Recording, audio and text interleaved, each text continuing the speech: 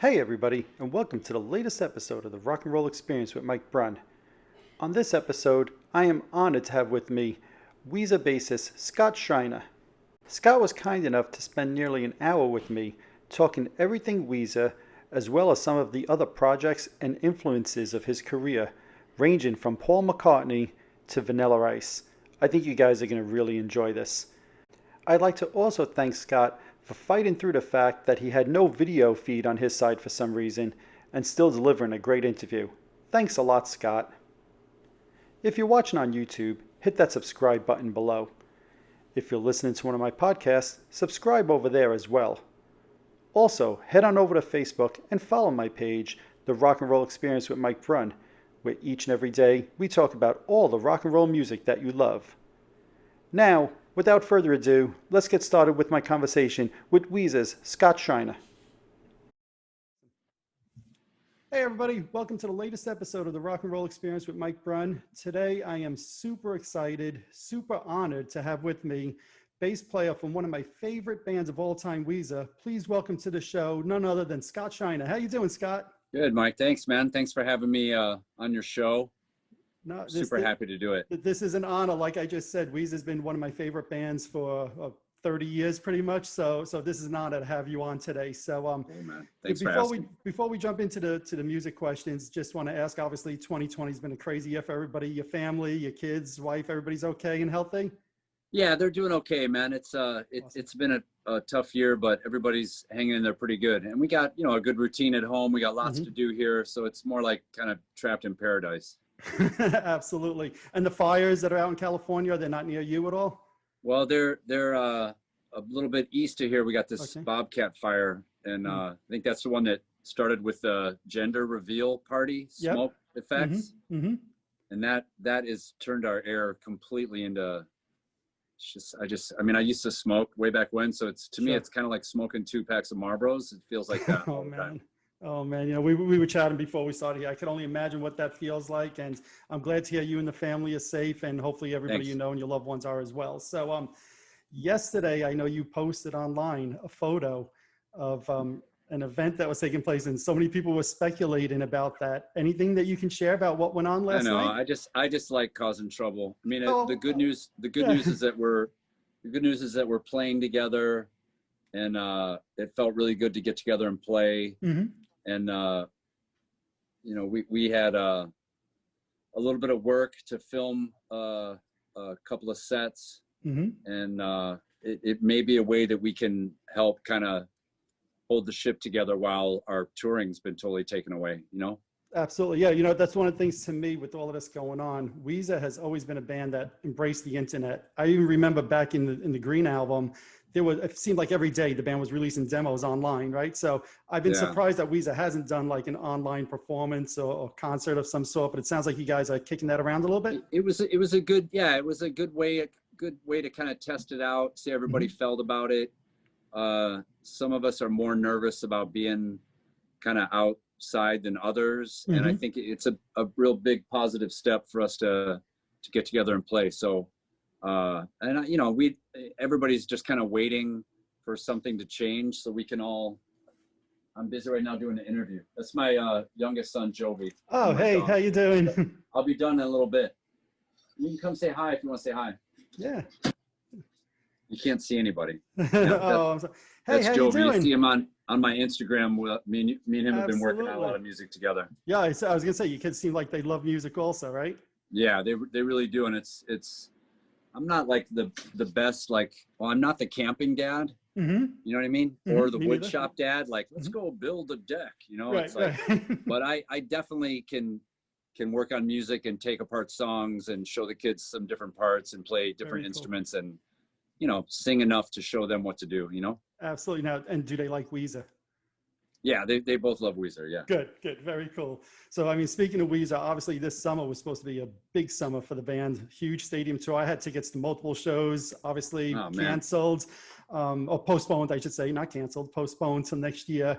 What was the disappointment like for the bands and having that postponed?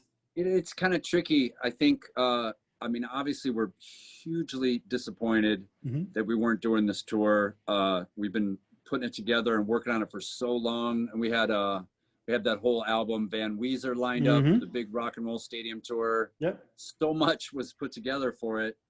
And then to have it go away was just unimaginable. I mean, I've been in the band, you know, like we talked about, 20 years, never had, I don't even think maybe we canceled one show for weather. Sure. Right. I swear to God, in all those years of doing shows, we canceled one show because there was a lightning storm in Oklahoma. Right. You know, and so it was really intense. And, you know, and but after touring, we did a lot of shows last year. And I think that I kind of liked the idea of staying home this year. So it's also kind of been great to be home and be with the family and kind of get recovered. And I think everybody's had enough and ready to go now. Absolutely. And hopefully 2021, things will be safe and good enough to get that show out on the road. I hope so, man. I mean, I hear some bands talking about 2022 and I can't even imagine right now. So no, that's crazy. Let's not even talk about that. Let's hope not. Right. So let's go into, like you just mentioned, that there was a new album that was supposed to come out, Van Weezer, right? So it was supposed to come out back in May. For obvious reasons, you guys postponed it to next May. What can you tell the fans about that album? Obviously, the singles have been amazing. Hero is one of my favorite songs the last couple of decades. Oh, cool. Yeah. Thanks, man. I think the singles are very telling of what the rest of the album was like. And I think Rivers kind of just embraced a point in his life where he was influenced by more guitar-based, you know, big power rock songs, you know, and he just went all for it and started like putting together some clothing like he had and playing guitars that he used to have. And it, for a minute, I was like, and now today you're dressed like this, like you were looking like a golf dad last week. And now you're a metal guy. But like, I guess my rule is like, it really isn't inauthentic because he was that guy. Right. He's just kind of, this is like a different character of Rivers in which he has many, you know? Absolutely. And to me, that's one of the things that's cool about Weezer is from album to album, things do change. It's very diverse, the music. It's not only, I'll say, the Blue Album or even something more recent like Everything Will Be All Right in the End. There's different styles over the years. So some fans embrace it and love it. Others maybe not so much. Do you guys ever talk about that as a band? Well, yeah, I mean, I talk about it all the time in interviews because I'm like, you know, maybe this wasn't my favorite album or album cycle, but just I know for sure that the next album will be nothing like this. Right. So it's like if you're unhappy with the way things are currently, just hang in there a cycle or two, and then we'll get around to something that you really enjoy. You know what I mean? Oh, 100%. So I mean, the difference between the White Album and Pacific Daydream are like night and day. Extreme. And then the Black Album took it a whole nother step, right? Absolutely. So, now, do you have a favorite out of all the bunch that you've been a part of? I don't know. I think I really like us playing together in the studio and working on stuff and singing together and like taking turns going in and doing takes and kind of like throwing around ideas. It's been a few records since we did it that way, and I think that was the Everything Will Be All Right in the End record with Rick Ocasek. And Rivers had some outside co-writers on that album, is no secret. And some of them I think were really cool, and some of them were, you know, great, but just not as much my thing. But that album as a whole, in the process of making it, was my kind of most recent favorite. You know, and the Red Album was super democratic, us all in a room together, hashing out parts and coming up with ideas and stuff. But it just wasn't. I think that method wasn't conducive to long. The band staying together for a long time. You know what I mean? We had to find a way for it to work so we can stay together.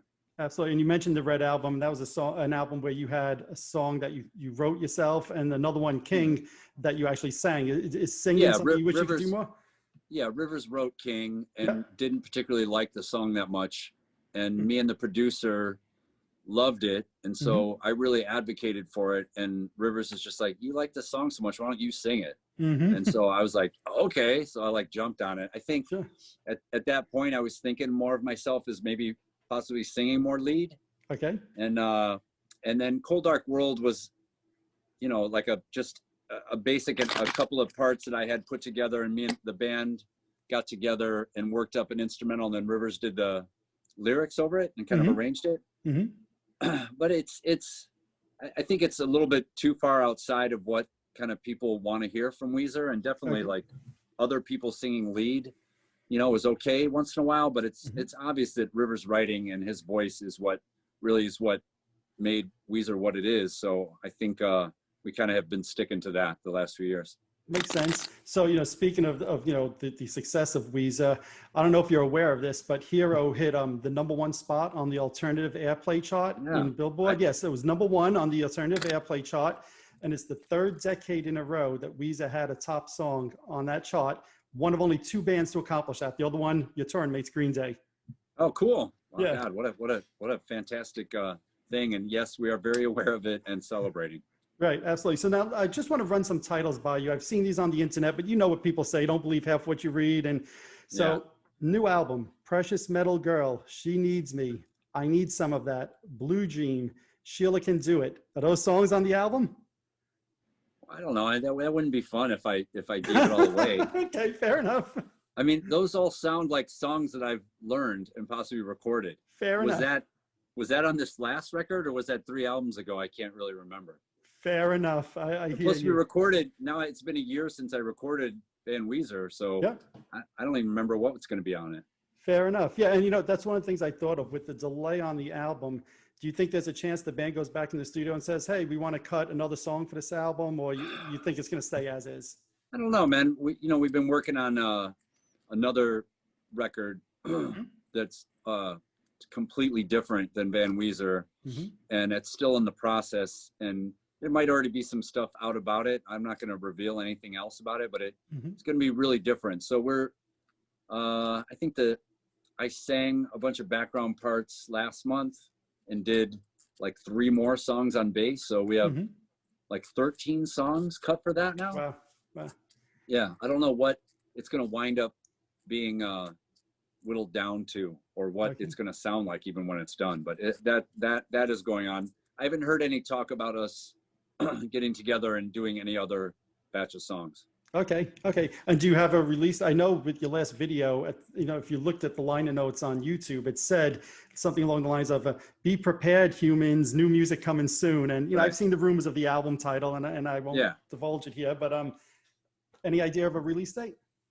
No, I don't actually, because it's like so much has been recorded, and our producers editing it and putting it together, and I don't even think our management has heard any of it yet. So it's kind of a top secret mad genius project. Okay. And do you think it'll be released though before Van Weezer or afterwards, or you just don't know at this point? I don't know, man. I'm gonna guess. I'm gonna guess that we'll probably release something on that before Van Weezer is released. Fair enough. Okay. I know longtime fans like myself have seen that supposedly the band re-recorded the 1992 song, I've Thrown It All Away, which has been a long time demo of Weezer's that people haven't heard. Any truth to that? I don't know. Are you going to be mad if I tell you I don't have any idea what that song is? Not at all. Not at all. Boy, I might make somebody mad. You might make somebody else. Okay. That doesn't sound familiar to me. Interesting. Okay.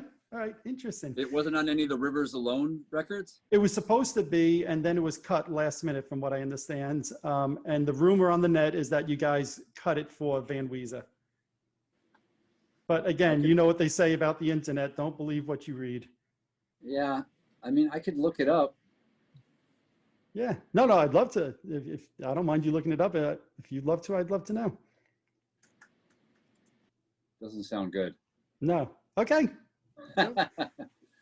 Yeah, I'm not sure where it would be, or really even how to find it. So fair enough. All right. Going back to Van Weezer, then Beginning of the End was the new video you guys just put out for the Bill and Ted movie, right? So oddly, is that what that's called, or is that End of the Game? Wasn't that the first one, End of the Game? Right.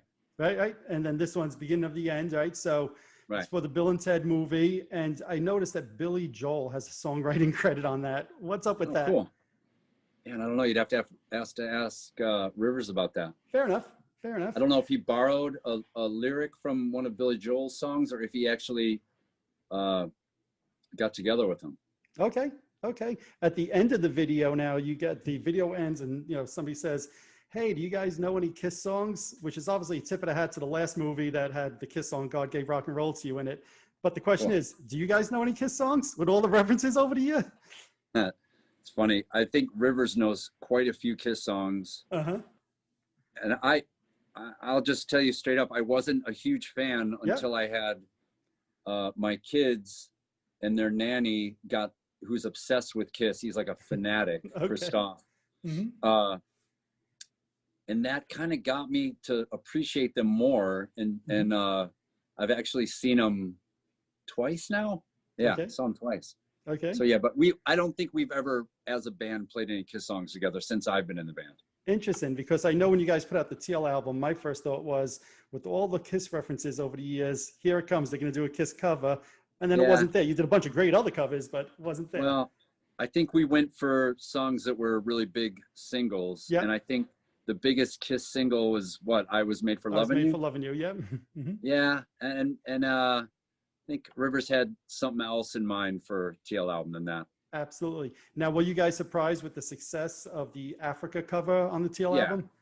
I mean, and I don't think anybody was more surprised than Rivers, but like, we did it.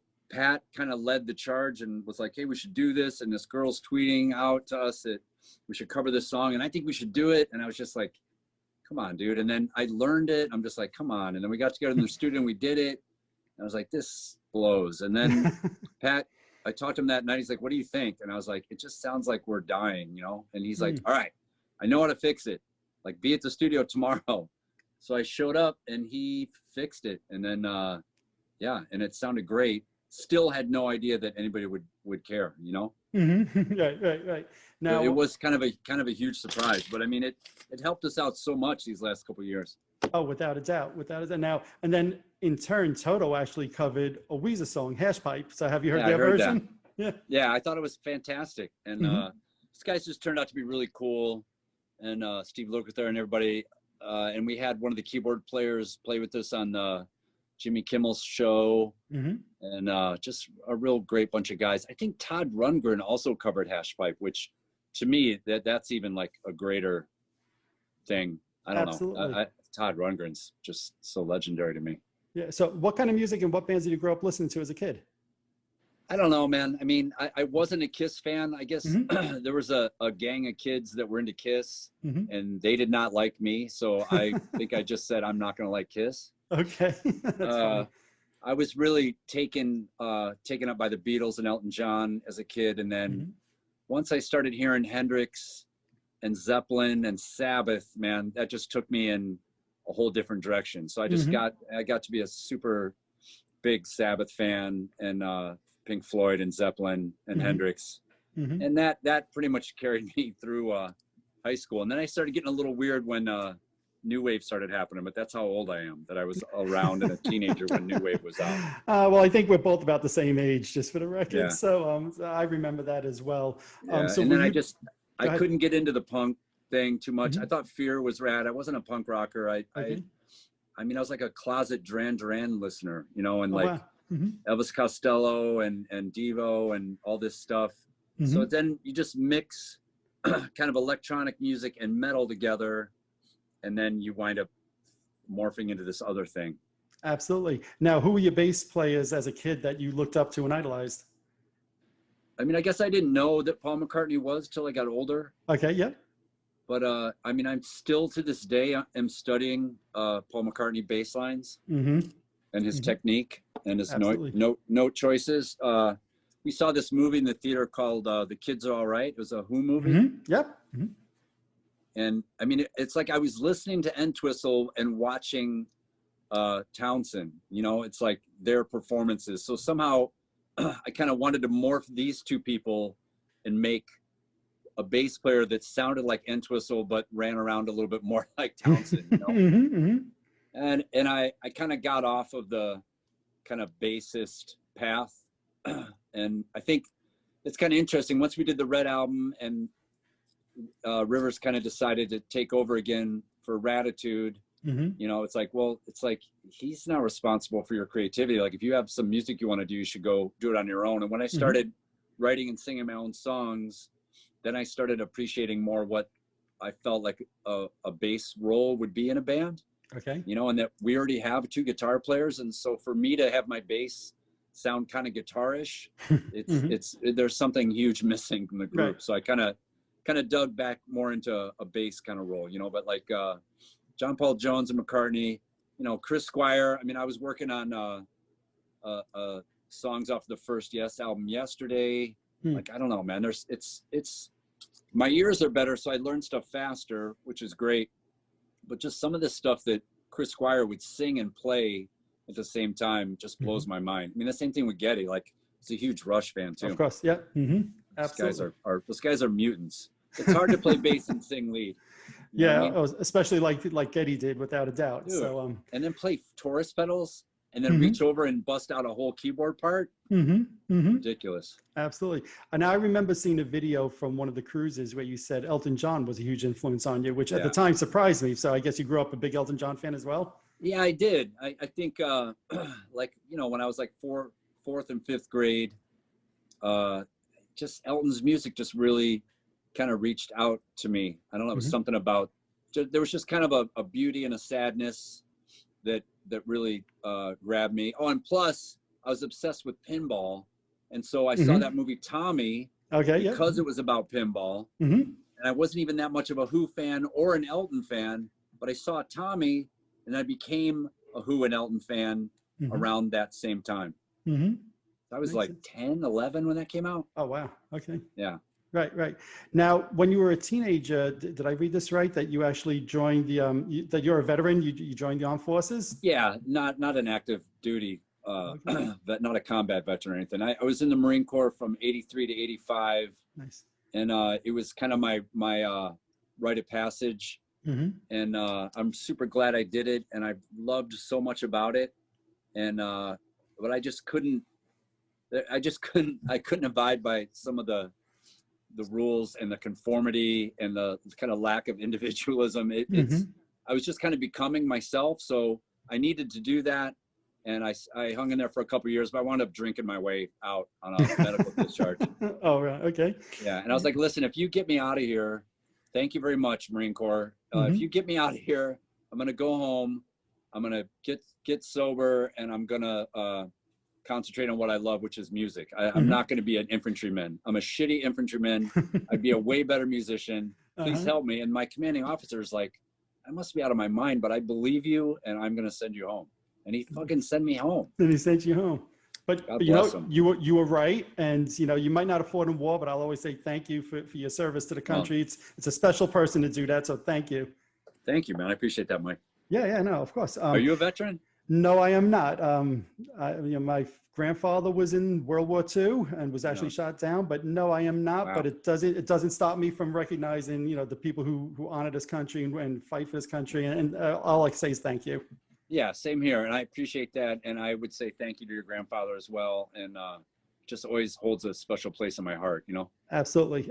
So when you first got into the Weezer camp, right, I believe you thought it was only going to be a temporary gig, right? So here we are, whatever it is, 20 something years later, you've been the longest tenured bassist in the band. But at that time, what was going through your mind that, hey, this is a temporary gig? And maybe you have an idea. Like, I drove my Honda to LA from Toledo, Ohio, to try to be a rock star. And I thought it was going to happen really quick because things in my life were kind of happening quick at that time. And I got to Hollywood, and it was so intimidating, you know? So I had to do all kinds of really insane, demoralizing jobs for the 10 years until I got into Weezer.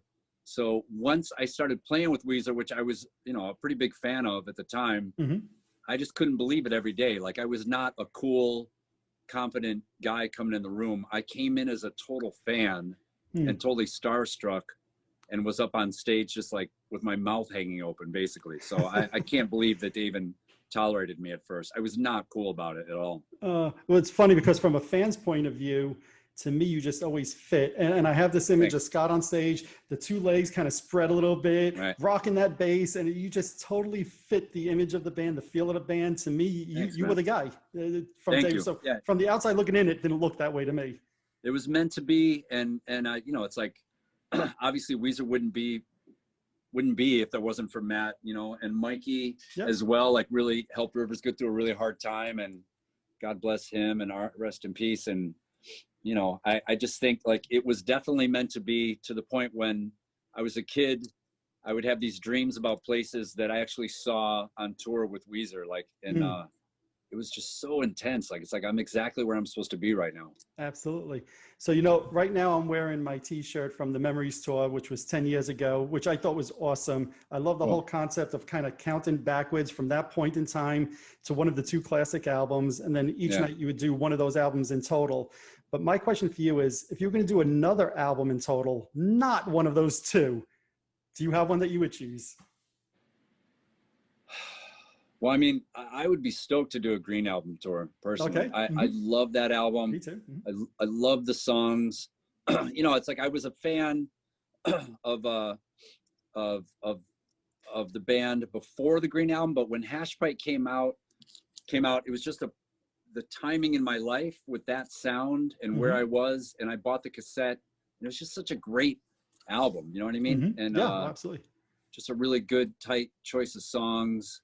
The album totally sounds like all these songs belong there. I would be really, really happy to do a Green Album tour. No, that makes sense. And I think it's a great album. For me, I love the Make Believe album. I love some of the album cuts on there, like My Best Friends or The Other Way. I love those. So to me, Weezer could pretty much go no wrong on many of the albums if you wanted to do a tour for the album. Yeah, and if we did a Maladroit tribute tour, I mean, that's my introduction to the band. And one of the albums I felt like I had the most kind of influence on. So that would be amazing too. I guess, you know, we changed managers and kind of started going in a different direction and kind of stopped thinking of being kind of like as much of a legacy act, but trying to stay a little bit, try as current as we can, you know what I mean? And come out with new music. So there hasn't been any plans of any kind of tribute shows that I know of as of now. Yeah, and that makes sense. And to me, I mentioned before how you guys have had #1 song on the alternative airway charts for the last 3 decades. So you guys are totally still relevant. You're not living off that legacy act yet at this point. So I'm glad about that. I know. Me too. Thank you. It's just still funny that a lot of people, and they're like, you know, who do you play with? And I was like, I play with Weezer. And it's like, are you guys still a band? I'm just like, oh man, really? So yeah, but I hear it all the time. That's crazy. So many young people have no idea who we are either. It's kind of amazing. Which I'm sure would have changed with the summer tour here with Green Day and Fall Out Boy, and Fall Out Boy being a little bit more, a few years more current. So way more kind of younger, fan base thing. Sorry, but it's gonna happen. I'm sorry, what was that? We're gonna tour with them. It will happen. Yep, absolutely. Now, how do you go about putting together a set list at this point for a tour like that, right? Because I'm assuming you guys would have only had like an hour. Is that a band decision? Is that just Rivers? Like, how do you guys put together a set list? I think we've tried it a few different ways. Every way from rolling Dungeons and Dragons dice and having like spreadsheets for the songs. There was a time when Rivers had me helping with the management, but then on the way to stage, we would pick these songs, and Rivers is like, are you sure you want to do that song? Like, why do you want to do that song? Shouldn't we do this song? Like, and if you can imagine, like, it is really hard to win an argument with Rivers. Right, I can imagine. He will just all the way to stage will be questioning me and the choices we make, you know? And I think I bowed out of the set list making. Okay. I mean, it's kind of a good problem to have if you have an hour and 20 minutes. Right. I mean, we have easily like an hour and 10 minutes of songs we have to do. Sure. You know what I mean? At a festival, at least, right? Yep, absolutely. Yeah, going back to those memory shows, I remember when I went to the Pinkerton show, leaving, and somebody walking out saying, I can't believe they didn't do Buddy Holly. I'm like, did you miss the point of what tonight was all about? A lot of people, it's funny that people did miss the point. I mean, in some cities, we did both albums. We took a break in between. And you did. I was in New York. You did both albums. Yeah. And you still had people walk out like that. Like, why didn't they play Hash Pipe? Yeah, baffling. Funny. You know, you guys have done a couple of cruises in the past, right? Which to me seemed to go over very well with the fans. And then you kind of stopped. Now, obviously, right now with the pandemic, there's no cruises. But what happened there? Because I was excited to go on the next Weezer cruise. Yeah, I was too. Okay. I'll tell you, that I was really excited about it. I love being out on the water. I'm not going to call it at sea because that sounds like right. like somebody that's really like a seaman or sea woman. Right. This is like just off coast. By me saying that I was at sea. Right. I'm just on a floating casino, basically. Right. But I love being out in the ocean. It was really amazing. It was a little intense at times, like because we had our own wing, you know, and nobody was bothering us or our families as we were going in and out of our rooms. Sure. But if I wanted to go to the gym or go get a coffee, I'm going to talk to 20 or 30 people, you know, and after the initial, you know, mingling kind of shock wore off, everybody got their picture with me that wanted a picture. So it was more like, hey, there's goes Scott to get his latte again. Right. And, dude, Weezer fans are so nice and considerate. Like, and they see if I'm with my kids, they don't, you know, they'll just be like, oh, there's Scott. I want to talk to you later, man. I hope we get a chance. You know what I mean? People were so considerate and cool. I don't think that everybody in the band had the same experience as me, which isn't surprising. And, but I really would love to do another one again. I thought it was a great way to have fans from all over the world come to one place and hang out and be with each other. You know what I mean? It was a really cool mix. And, you know, and then it doesn't mess up any of our markets for touring. It's like, it'd be great to do another one. I have no control over it. Right. And I can say from a fan's point of view, and I totally respect that you said before you weren't the hugest Kiss fan. I've actually been on the last 8 Kiss cruises, and I was like, yeah, I think they're amazing. And I'm like, oh, great, Weezer's doing cruises. That's it. 3rd one, I'm there. So I'm whichever band members we're not so sure, maybe after the pandemic they'll come around and decide to do one. Well, I don't know. Yeah, we'll see what kind of effect this has on people. You know, people that are germaphobes are really having a field day right now. A lot of them. Without a doubt. Right? Yeah. And, yeah. So a couple of years ago, I think you performed with the Cars for the Rock and Roll Hall of Fame induction, right? Yeah, man. I was just thinking about that. I almost think about that every day lately. I can't imagine why. What was that experience like for you? I hope I don't get emotional about it. Yeah, 7th, 8th grade, I heard the Cars for the first time. And it was just another one of those moments that it changed my life. When I talked about kind of going off in a little bit kind of a new wavy kind of direction. I mean, I'd never heard a band sound like that, you know? It's kind of like the first time I heard the Van Halen 1, I was like, what I never heard music like that. You know, when I heard the Cars, there's a similar kind of effect that happened. And it's just a huge, huge fan. And so, you know, I met Rick, obviously, when we did Everything Will Be All Right in the End. Yeah. And we like became friends around the most, you know, non-obvious things. Like it wasn't our musical taste. We just like bonded in this weird way and wanted being friends. And I was going out to eat and hanging out with them. And then we stayed in touch after the record. And I don't know, I just kind of looked up to him kind of like an uncle or something. You know what I mean? And I just really felt really close to him. And then it's almost like when Rivers left a message for me, like Rick said, hey, can you call me? And I called him and he's like, you know, we're doing this induction thing. And I would just really love it if my good buddy Scott was playing bass. And dude, you could have picked me up off the floor. Sure. You know, sure. I can't even stand it. So, and it was in between a couple of Weezer shows, and I had to really go to some great lengths to make rehearsals. You know, we had like 4 rehearsals for it. But I don't know. I mean, I'm so honored to have been a part of that little brief moment to be with those guys, you know? Yeah. And what songs did you do that night with them? What do we do? I don't know. I'm a little bit emotional about it right now. Sorry. No, that's fair enough. So talking about the Rock and Roll Hall of Fame, do you think Weezer one day deserves to be in the Rock and Roll Hall of Fame? Well,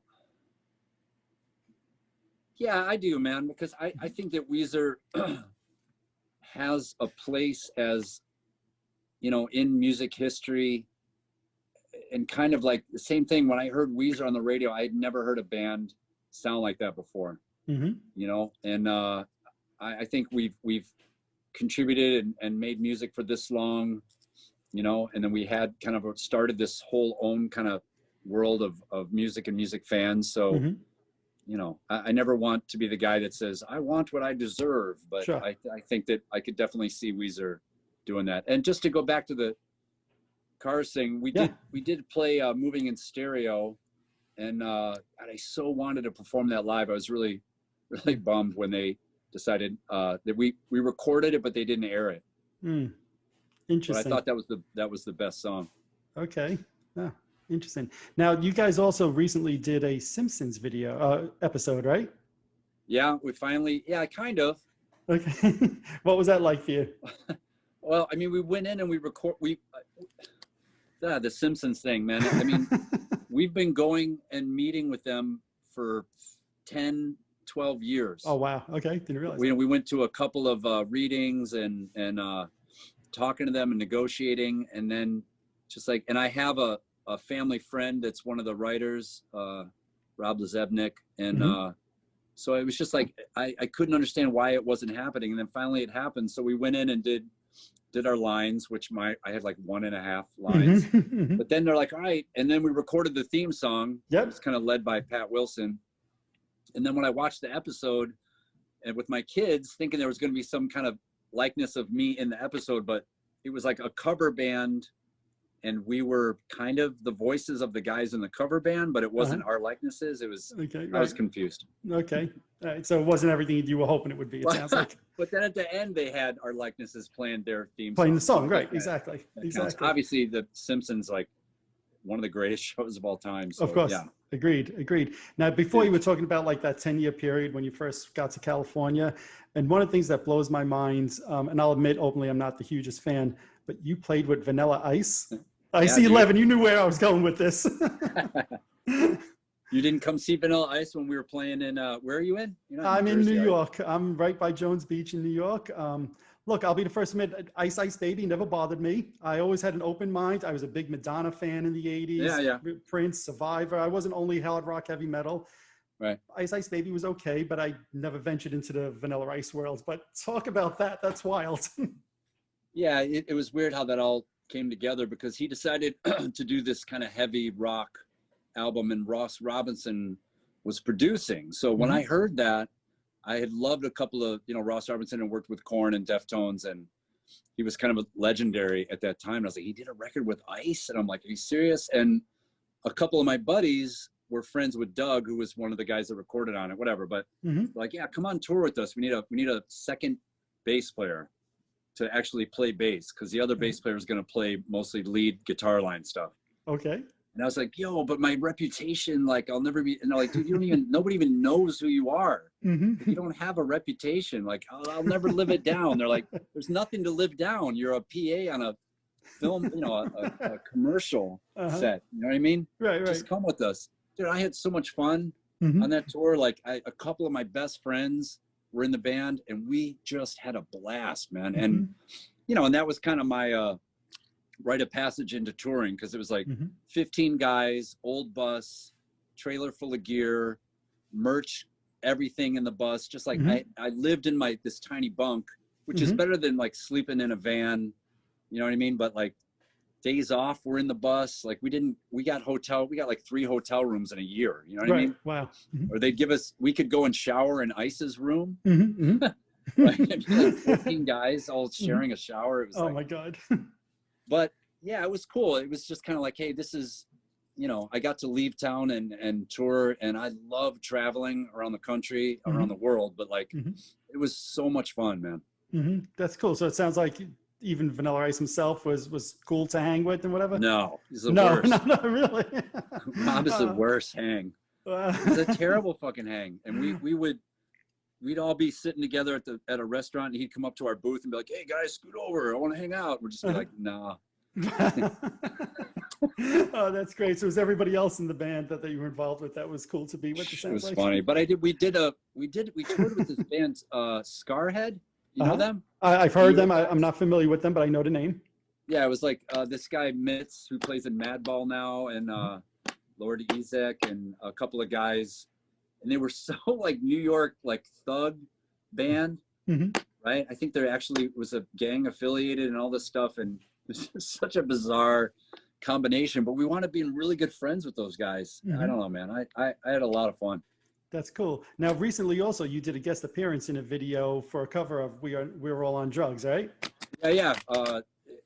My really good friend Christoph has this band, and Baba Yaga is the name of it, and he loved that song. We're all on drugs, and he's loved it ever since I met him. And I guess he's just like, dude, I want to do a cover, and I was like, it wasn't a big single, like, I totally want to do it, but yeah, it was really a blast. Christoph's like such an amazing talent, and he has great ideas and works really hard. So I was really happy to be a part of that. Absolutely. And I'll say this, like you said, it wasn't a successful single. And for me, it's like a middle of the road, average type of Weezer song.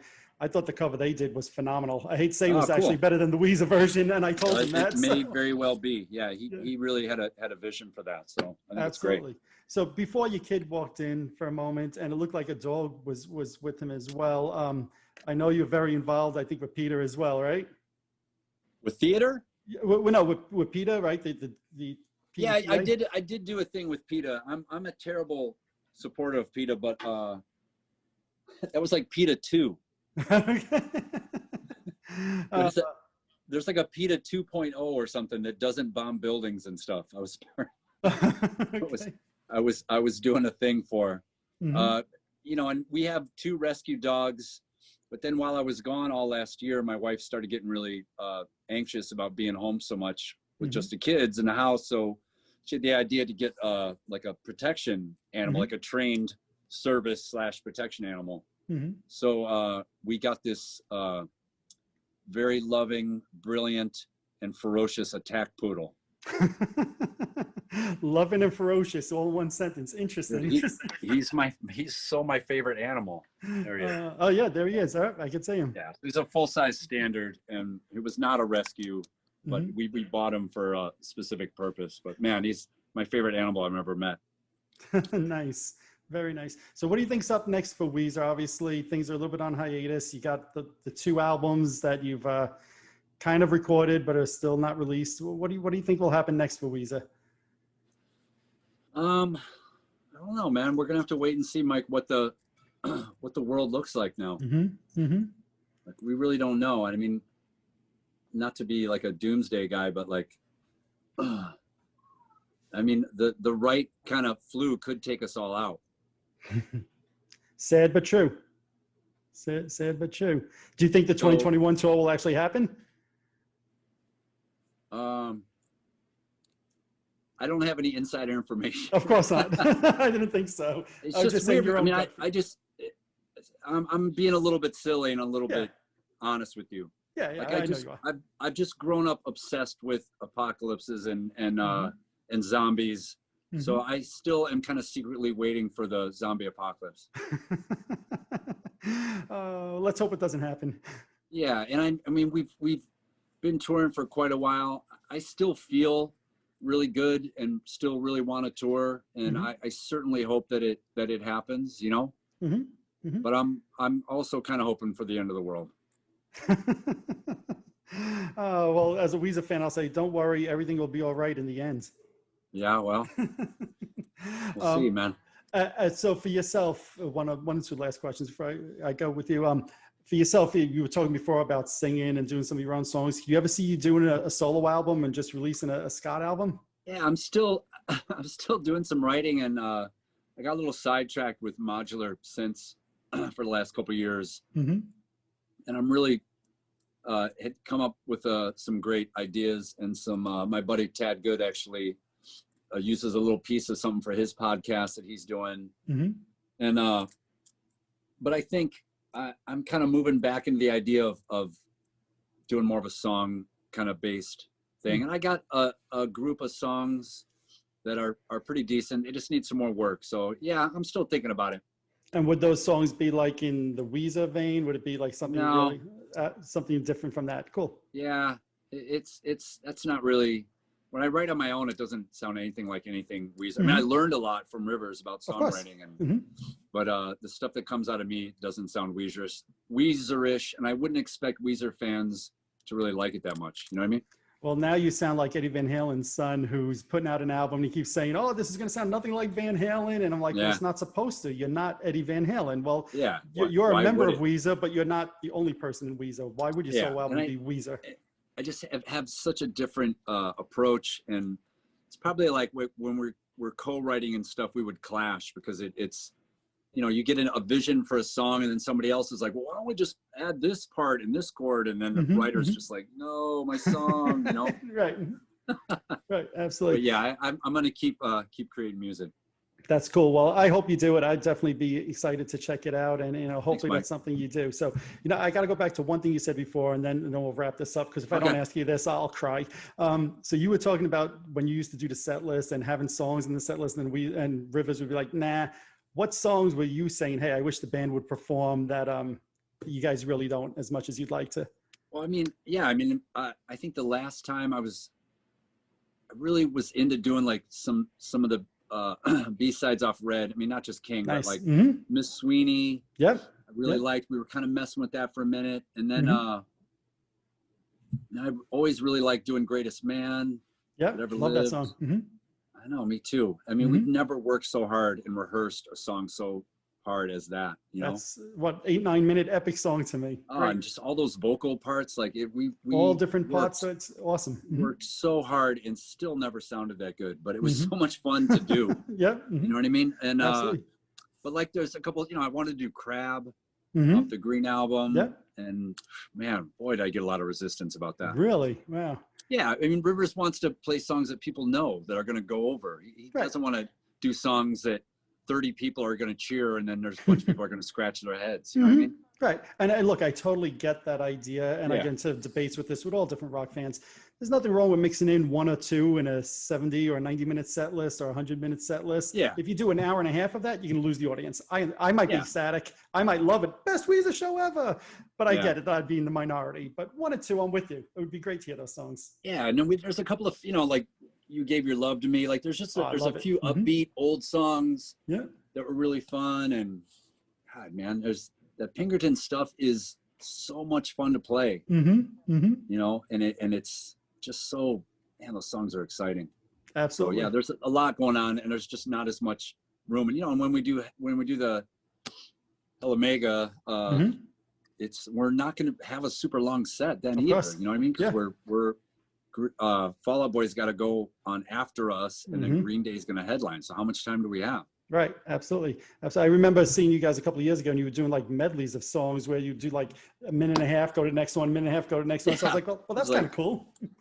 35 seconds of Dope Nose, right, exactly. like half a verse of Keep Fishing, and a tiny bit of Back to the Shack, just medleys. That's funny. Yeah, it was a good spot to be in as a band when you have all those songs that people want to hear.